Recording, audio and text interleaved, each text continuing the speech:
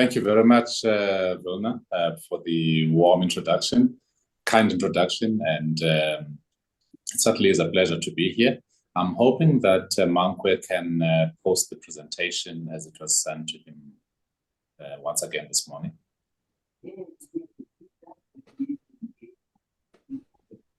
Yes, Mankwe will be posting it on the website. Okay, over to you. Thank you. Thank you.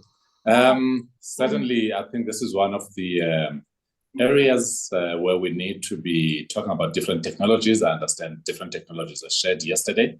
And from my side, my participation is on the nuclear technology. You can move to the next slide, please.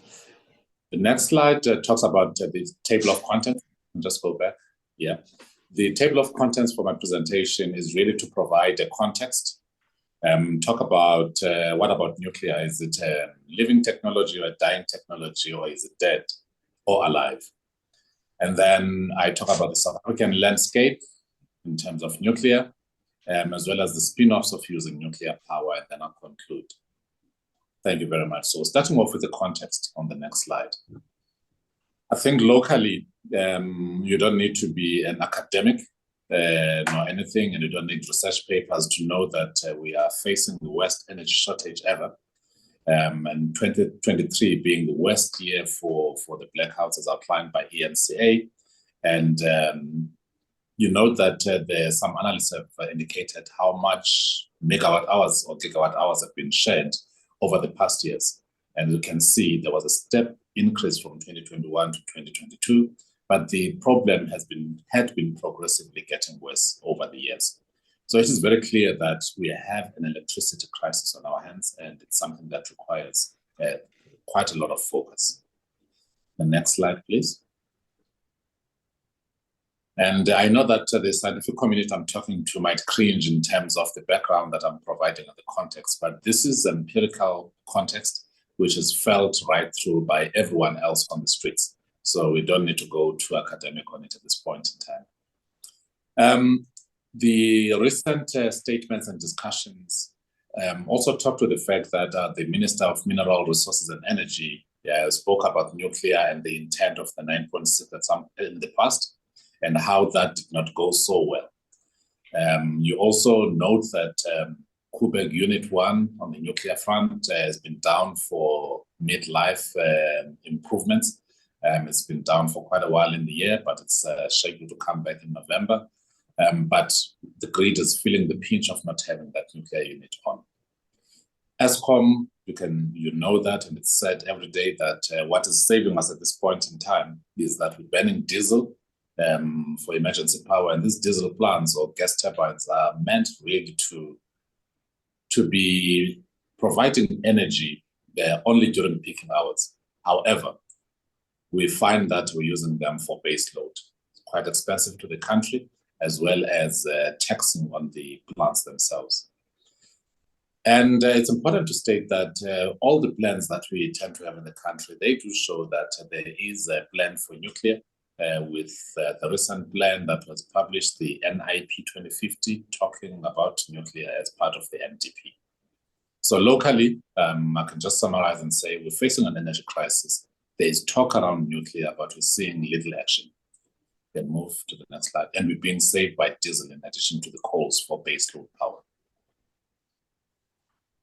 Then if we move to the global arena, also, the International Energy Agency has signaled that we are facing a global energy crisis.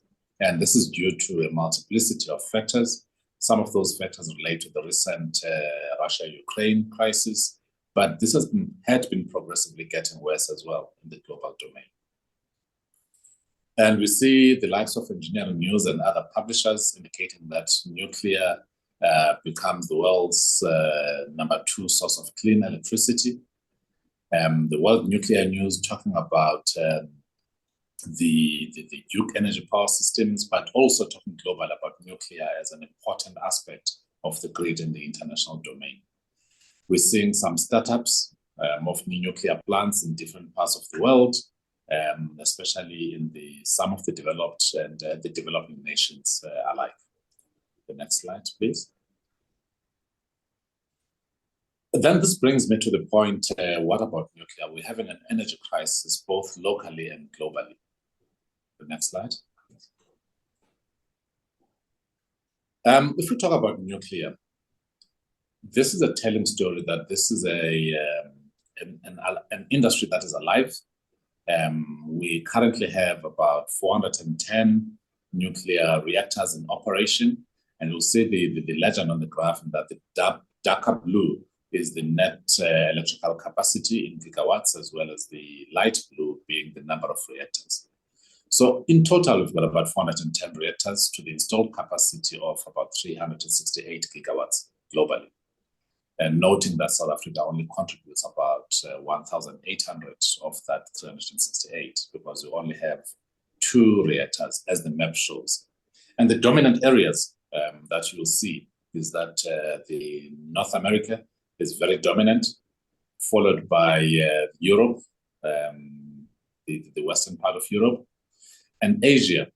And you'll see in the next slides that Asia is actually moving faster, and it will dominate both America and Europe.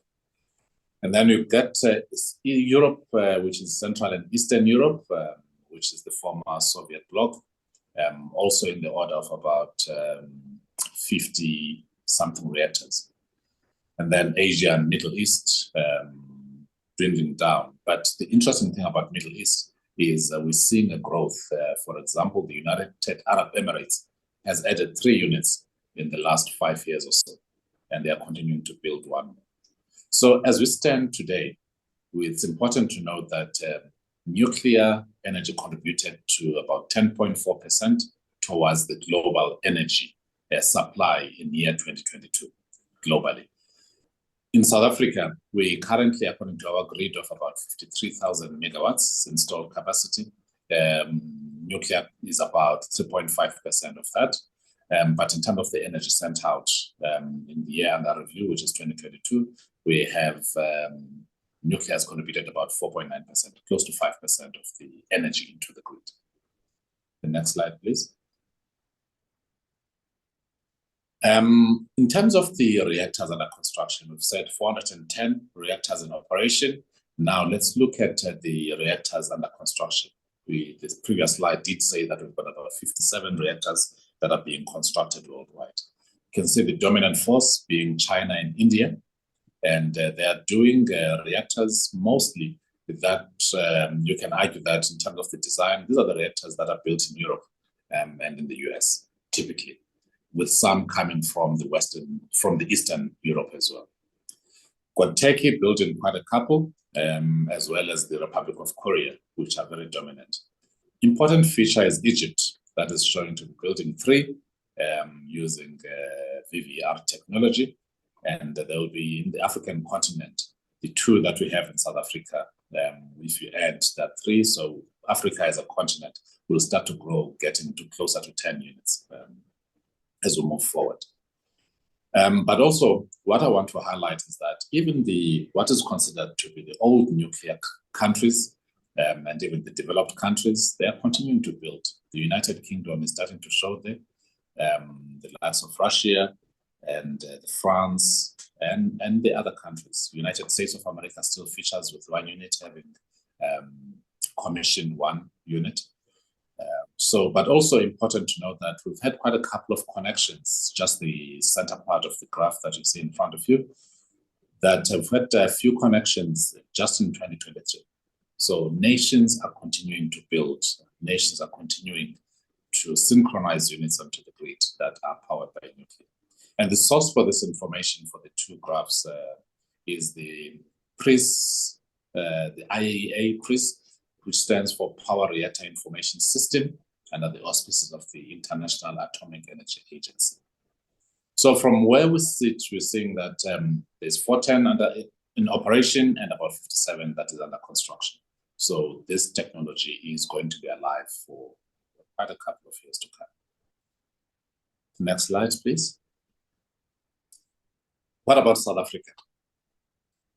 You can move on. South Africa, in terms of the policy framework, We do have a National Energy Act of 2008, which gives birth or gives rise to the Integrated Energy Plan, which is right in the middle there. The beautiful thing about the Integrated Energy Plan is that it talks about 8 objectives. One being security of supply, maximizing the cost of energy, promoting job creation and localization, minimizing the environmental impacts, minimizing water consumption, diversifying the security of supply, promoting energy efficiency, as well as promoting energy access. Globally clustered those as 3 elements. It is the economic development, the social development, as well as the environmental sustainability. Moving from the Integrated Energy Plan, we have the Integrated Resource Plan for electricity, which talks about the diversity in the electricity domain. That is where we're seeing a huge growth in the renewable sector, whilst both the base load in the form of coal and nuclear have remained stagnant for the last couple of years. I did speak earlier on about the National Infrastructure Plan of 2050 that talks about also utilizing different technologies, and nuclear does feature in there.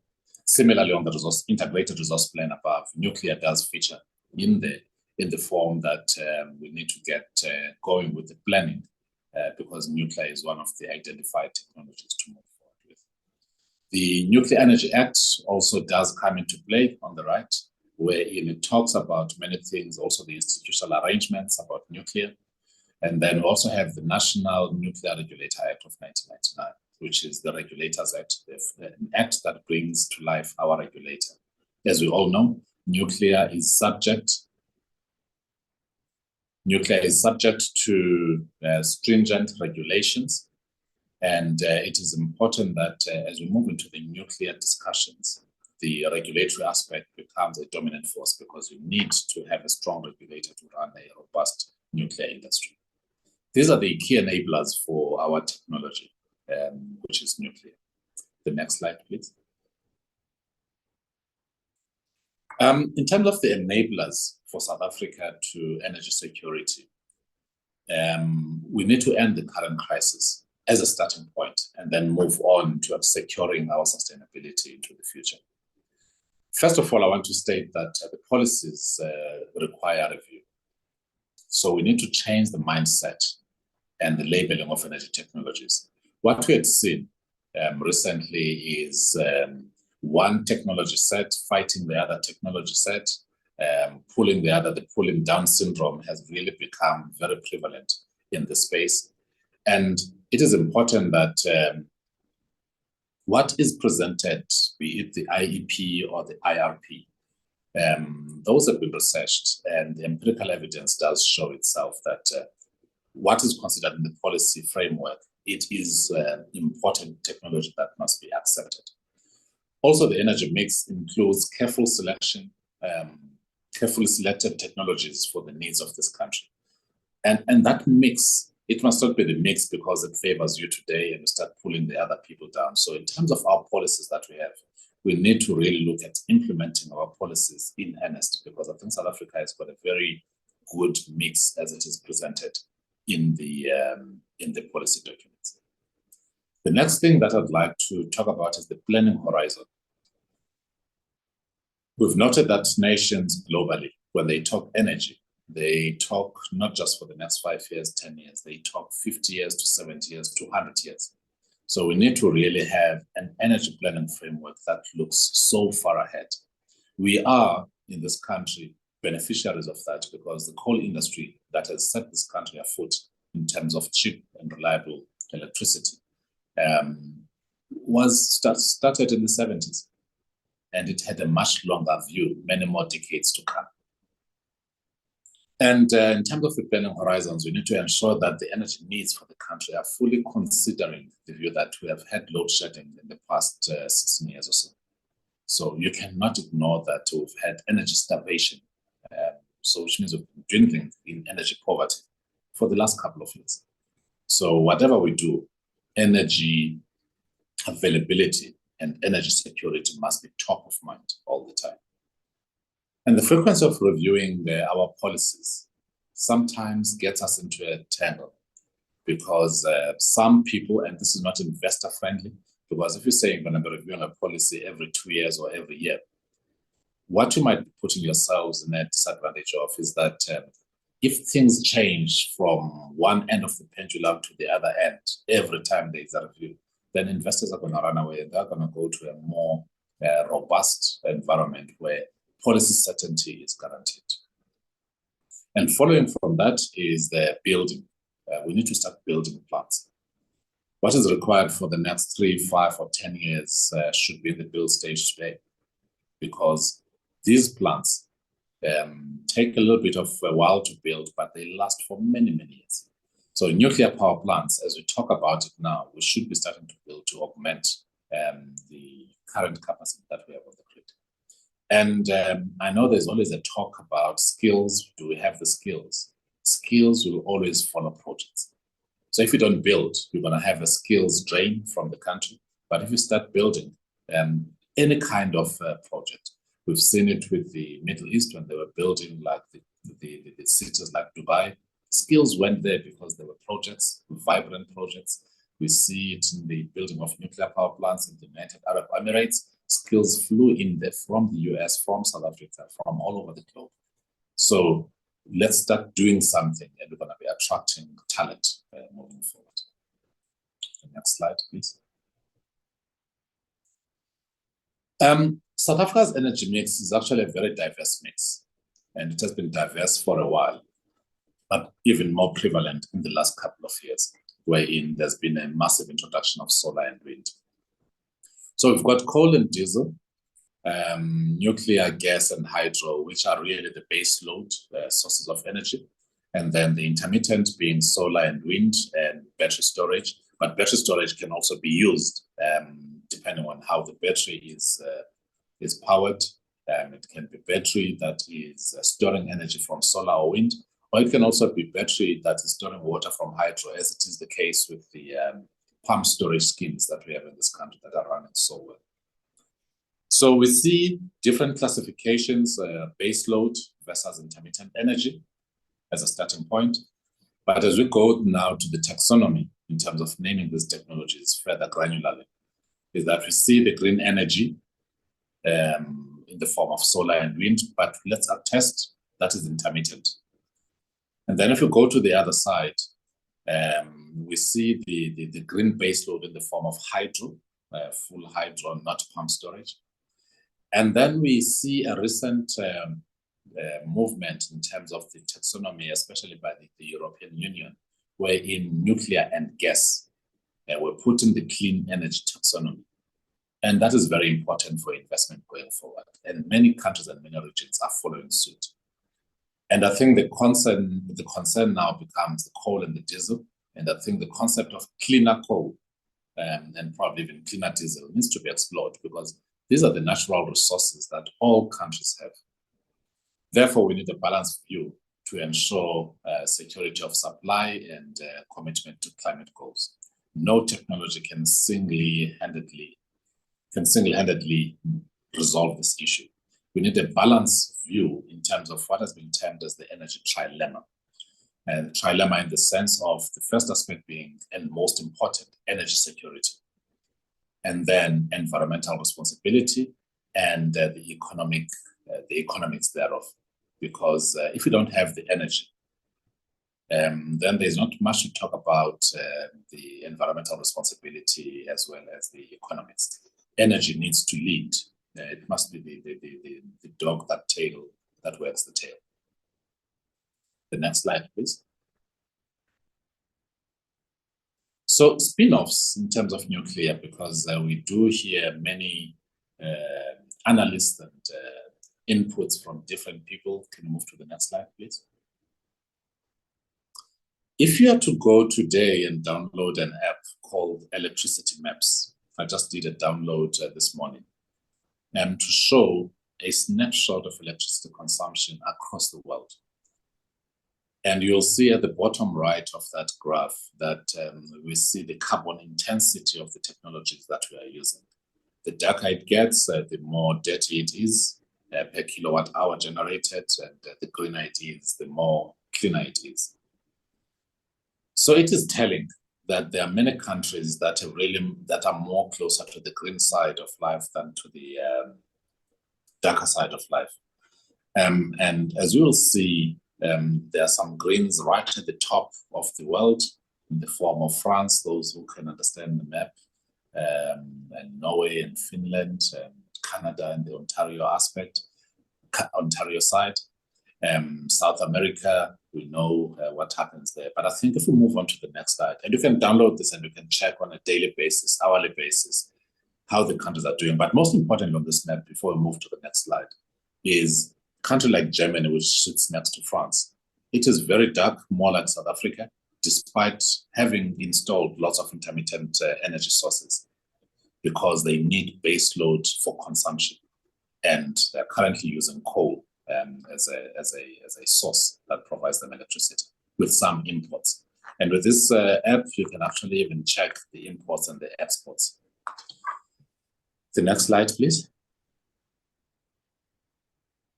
Then if you look at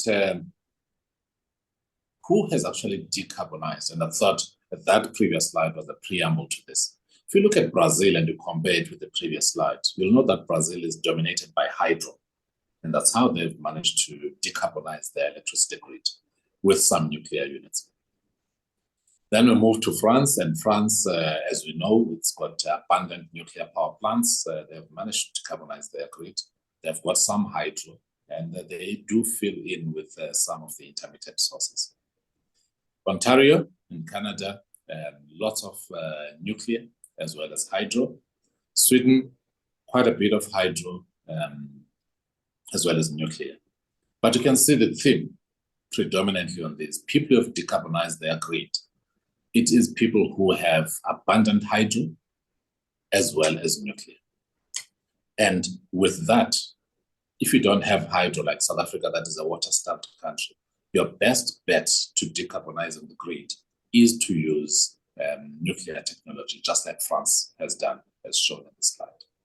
So this is a very telling picture that the spin-offs and some of the countries that are touted to be leading the renewable agenda, and I have no issue with renewables. Renewables need to grow. We need to learn from them because they have been ignored for far too long. But if we talk about energy security today, nuclear and hydro are your best bets. And for South Africa, I think nuclear needs to be featuring much stronger than what we are seeing at this point in time, whilst building the other technologies in parallel. The next slide, please.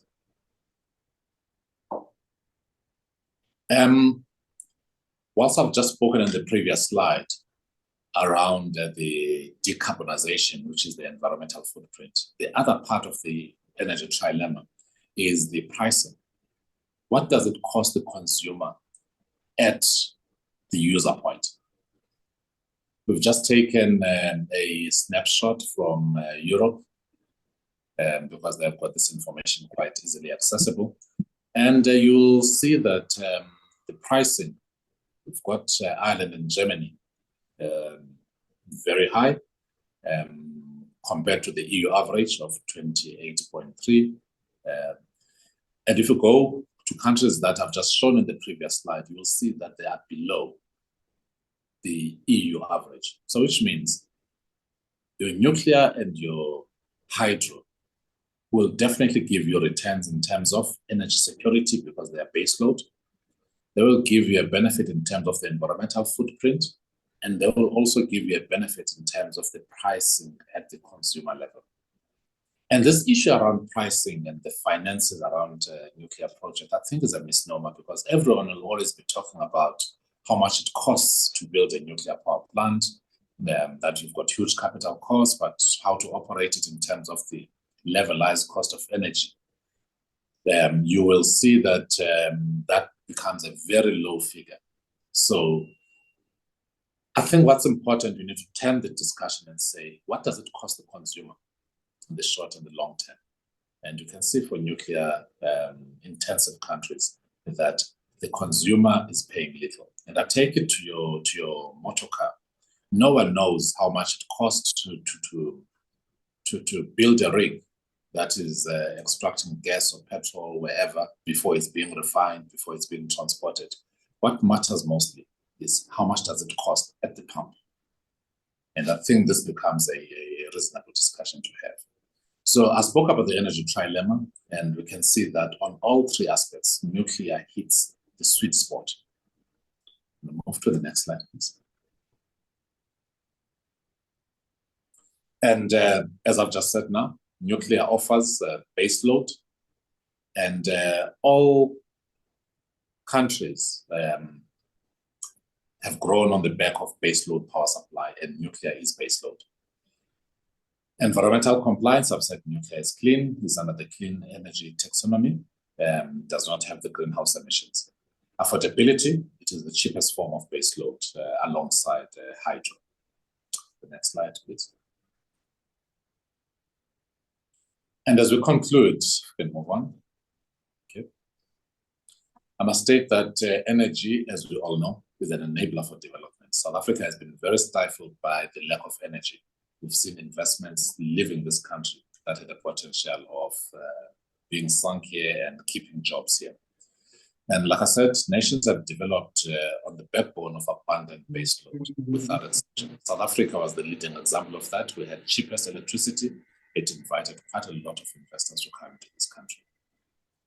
The South Africa's policy framework can give us the best energy system if utilized appropriately and if we do implement and move forward. Less talk, but more action. Nuclear energy continues to power nations with reliable and affordable baseload. Some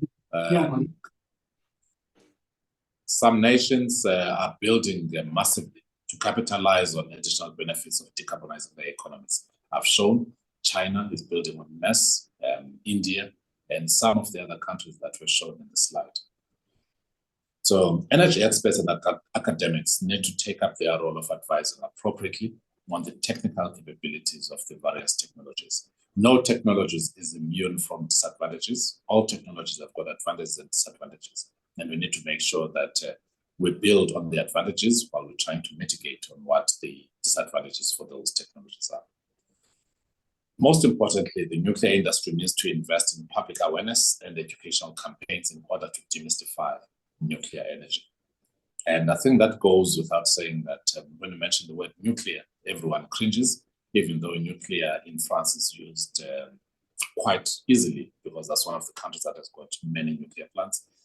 Even the USA has got even more, but China will soon surpass that. So we need to demystify so that people understand that this technology is there, this technology is growing globally. With that, Chairperson, Program Director, thank you very much, and back to you.